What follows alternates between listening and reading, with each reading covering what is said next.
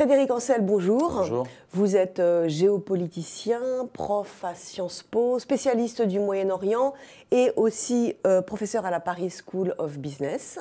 Vous venez de publier un dictionnaire de géopolitique qui s'appelle « Mon dictionnaire géopolitique », assez rigolo, dois-je dire, assez original, très grand public et très dynamique. Dans ce dictionnaire géopolitique, nous n'avons pas d'entrée Syrie à proprement parler, puisque nous traitons dans ce talk stratégique des sujets d'actualité de la semaine, mais la Syrie se lit de manière transversale dans de nombreuses entrées, radicalisme, guerre, terrorisme. Alors c'est de Syrie qu'on va parler aujourd'hui avec vous, Frédéric Ancel. La bataille de Raqqa est en train de se terminer. On annonce pour bientôt, sans doute dans les prochains jours ou dans les prochaines semaines, la chute de Raqqa. Est-ce que la chute de Daesh en Syrie, après l'effondrement de l'État islamique en Irak, va radicalement changer la situation en Syrie? Quelles vont être, selon vous, ses conséquences ? Non, je ne pense pas que ça changera radicalement les choses, pour une raison simple, c'est que le pouvoir en place, celui du parti basse, de Bachar el-Assad, de cette minorité alaouite qui représente environ 10% de la population, eh bien, ne pourra pas récupérer l'intégralité de son territoire originel. Ça, c'est une certitude, d'abord parce qu'au nord, la région, la fameuse Rojava, est tenue aujourd'hui par les Kurdes, par les autonomistes kurdes qui sont armés et qui ne permettront bien sûr pas à l'armée syrienne, enfin ce qu'il en reste, de prendre position. Là, nous sommes à la frontière entre la Turquie et la Syrie. D'autre part, parce qu'à l'est du pays, l'immense majorité, sinon la quasi-totalité de la population est sunnite. Et beaucoup parmi les sunnites alors sinon radicalisés, en tout cas sont vent debout contre ce qui fut la politique de cette minorité alaouite, dont je rappelle qu'elle est chiite. Autrement dit, pour résumer, Bachar el-Assad ne pourra pas, lui et ses alliés, iraniens et russes, ne pourront pas reconstituer en quelque sorte la Syrie qu'on a tous connue dans les cartes d'Air France et dans celles comprises dans nos livres d'histoire-géographie. Donc, si vous voulez, oui, l'État islamique tombe, c'est vrai, mais d'abord l'idéologie demeure. D'accord, mais alors d'abord, une question que tout le monde se pose. L'État islamique tombe, qui prend sa place? Alors précisément, c'est la question centrale. Une partie des zones cédées par l'État islamique vont retourner dans le giron du pouvoir central, ou encore une fois, de ce qu'il en reste. Mais l'essentiel, c'est-à-dire tout ce qui se trouve à l'est de la Syrie, que j'évoquais il y a un instant, ça ne pourra pas être récupéré. Et si jamais l'armée d'Assad tentait de récupérer l'intégralité de cet espace, qui jouxte l'Irak, l'ouest de l'Irak, eh bien il y aurait une guérilla à la fois urbaine et, j'allais dire, désertique, puisque là, on a affaire à des régions très arides, qui menaceraient ce qui reste de cette armée qui est extrêmement fragilisée aujourd'hui. Donc, je crois pour ma part qu'il y aura une scission de l'Irak, comme il y aura une scission de la Syrie, comme il y a déjà pratiquement sur le terrain une scission de l'Irak, on l'a vu avec le Kurdistan. Depuis le référendum, oui. Exactement. Et tout cela correspond à un phénomène qui s'appelle la confessionnalisation. C'est-à-dire que sur l'ensemble du Moyen-Orient et une partie du Sahel d'ailleurs, nous avons un nouveau type de clivage extrêmement dur. Ce ne sont plus les vieilles frontières nationales ou entre guillemets étato-nationales, notamment imposées par les Occidentaux au début du XXe siècle, qui prévaudront, mais des frontières ou des limites fondées malheureusement sur le tribalisme, sur le clanisme et sur la confessionnalisation. On sera d'abord chiite, on sera d'abord sunnite, on est d'abord alaouite, on est d'abord autre chose plutôt que d'être un citoyen d'un État-nation. Alors, qui sont les gagnants de cette nouvelle situation qui s'annonce en Syrie? Question simple sur une situation extrêmement compliquée, mais il y a toujours des gagnants et des perdants. Oui, vous avez tout à fait raison. Il y a deux gagnants. Le grand gagnant, c'est l'Iran.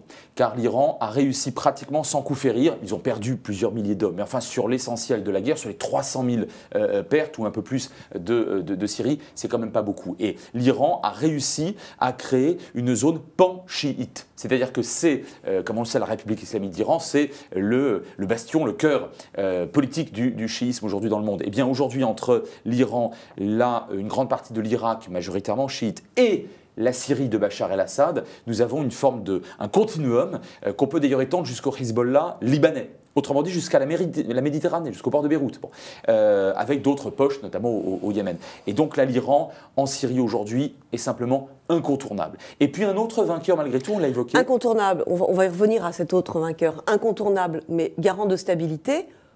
ou d'instabilité? Alors, on peut espérer que l'Iran, dont la politique étrangère depuis 1979, depuis l'avènement de Khomeini, est relativement, je dis bien relativement prudente. Entendez-moi bien, je ne dis pas que la République islamique entretient des valeurs humaines et humanistes extraordinairement élevées. Je dis que sa politique étrangère est plutôt pragmatique, plutôt prudente, et les Iraniens ont laissé les Occidentaux tirer les marrons du feu, notamment en Irak. Après tout, c'est nous qui avons destitué finalement Saddam Hussein, le sunnite qui était opposé à l'Iran. Donc je dirais qu'il n'est pas impossible que cette espèce de continuum iranien, pan-iranien, pan-chiite ne soit pas nécessairement facteur d'instabilité. En tout cas, on peut l'espérer.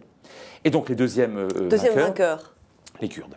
Il est très clair que les Kurdes en Syrie, donc avec cette fameuse zone septentrionale que j'évoquais tout à l'heure, la Rojava, mais également le Kurdistan irakien, qui est de facto quasiment indépendant sur le terrain, marque une nouvelle étape dans l'histoire du peuple kurde. Autrement dit, il y a quelques années, autant il y avait des clivages extrêmement durs et d'ailleurs des batailles entre Kurdes eux-mêmes, autant depuis la fameuse bataille de Kobané en Syrie, il y a quelques années de cela, contre l'État islamique, qui a été remporté par les Kurdes, eh bien, il y a l'émergence d'une conscience nationale qui dépasse les simples frontières étatiques qui prévalaient jusqu'à présent. Donc vous avez, en deux mots, aujourd'hui, une conscience nationale kurde qui dépasse, qui dépasse les frontières de l'Irak, qui dépasse les frontières de la Syrie, qui dépasse celles de la Turquie, pour créer une espèce, peut-être demain, de grand continuum étatique et national.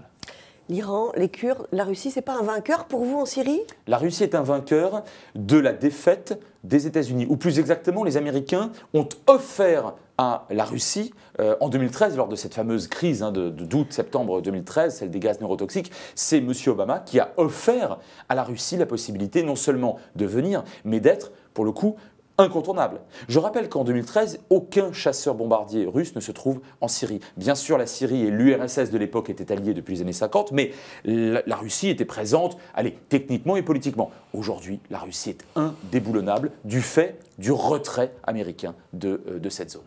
Quatrième vainqueur quand même, Bachar el-Assad, Frédéric Ancel. Bachar el-Assad, il reste au pouvoir. Dont votre humble serviteur fut l'un des rares à considérer toujours qu'il resterait en place. Pourquoi? Parce que la minorité alaouite se bat à la vie, à la mort, contre une majorité sunnite. L'État islamique aussi se bat à la vie, à la mort. Vous avez raison, mais justement, on a eu affaire là à la peste et au choléra. Et la peste et le choléra se débarrassent facilement de tous ceux qui les gênent. Alors des forces kurdes ici, l'armée syrienne libre, modérée malheureusement, dont il reste, à qui il ne reste que quelques poches de territoire là.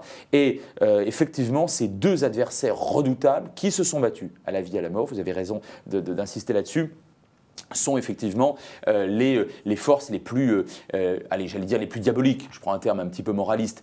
Reste Bachar el-Assad, sauf que Assad ne peut rien faire sans les Iraniens et sans les Russes. Et sans l'appui massif des Russes à partir de 2013-2014, sans l'appui des Iraniens et du Hezbollah chiite libanais, Assad serait, à n'en pas douter un seul instant, tombé. Autrement dit, oui, c'est le vainqueur, mais il est quand même tributaire d'alliés qui aujourd'hui sur le terrain sont beaucoup plus puissants que lui-même.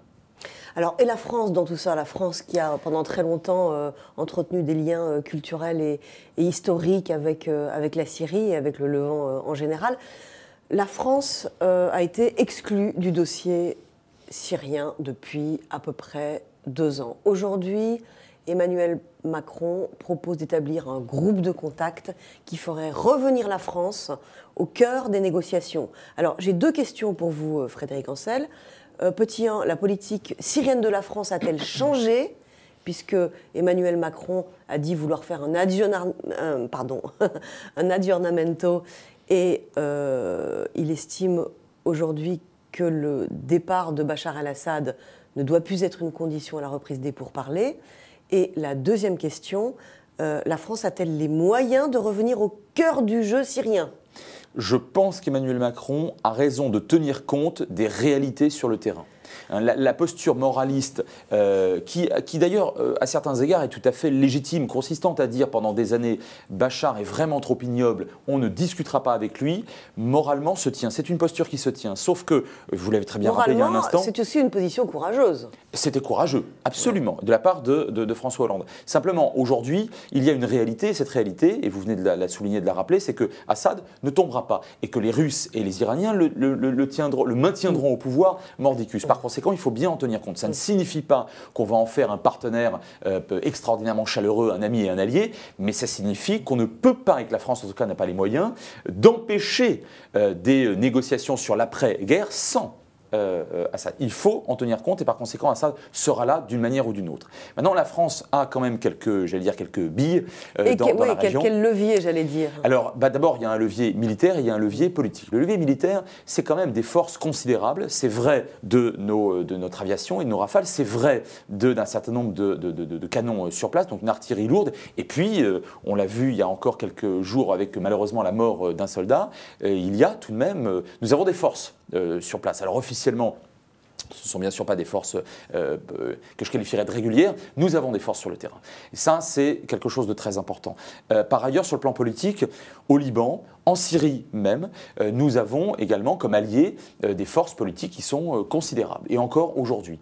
Par ailleurs, nous avons également des rapports moins difficiles avec M. Poutine, qu'il y a quelques années de cela. Et là aussi, c'est la patte ou la touche d'Emmanuel Macron qui comprend bien, semble-t-il, qu'on ne peut rien faire en Syrie sans la Russie. Si on ajoute à cela des relations, on va dire, très cordiales, sinon chaleureuses, avec les Israéliens, mais aussi finalement avec les Américains, je pense que la France n'est pas davantage contournable. Je vous dirais que nous sommes une grande puissance pauvre. Siège de membre permanent au Conseil de sécurité de l'ONU aussi. Ah oui, on pourrait, vous avez raison de le rappeler, on aurait peut-être dû commencer par ça.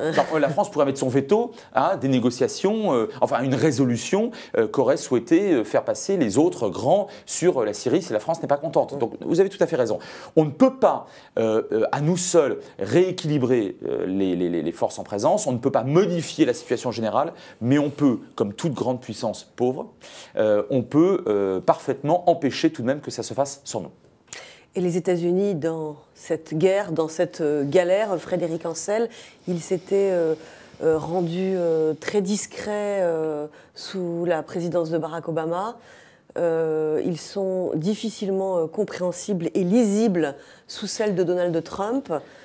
Quelle est la politique américaine au Moyen-Orient aujourd'hui? J'apprécie votre talent et votre sens de la litote. Trump dit et fait à peu près n'importe quoi. C'est-à-dire qu'il est extrêmement difficile, pour vous répondre concrètement, de savoir quelle va être sa ligne politique. Lorsqu'il bombarde une base militaire syrienne sous prétexte légitime, et c'est authentique, de l'utilisation, de la énième utilisation de gaz de combat neurotoxique contre des civils par Assad, il le fait pratiquement sans prévenir personne. Alors, il a peut-être raison moralement de le faire, sauf que politiquement, finalement, ça ne lui rapporte rien. Parce qu'il n'a pas prévenu, et il ne s'est pas engagé avec d'autres puissances dans cette voie. Trump, en Arabie Saoudite, il s'occupe surtout des emplois industriels aux États-Unis. Alors c'est peut-être pour ça qu'il a été élu, tant mieux. Là-dessus, il est très cohérent. Mais en réalité, il revient avec la promesse de 110 ou 120 milliards d'achats de matériel militaire de la part de l'Arabie Saoudite. Pour le reste, très honnêtement, ça n'intéresse pas et il ne travaille pas ses dossiers. Donc je ne peux pas aujourd'hui vous dire, et bien malin ou bien menteur, celui qui affirmerait de façon péremptoire quelle est et quelle sera la politique américaine en Syrie. Merci beaucoup Frédéric Ancel, merci d'être venu à ce talk stratégique et quant à moi je vous retrouve vendredi dans 15 jours. Merci.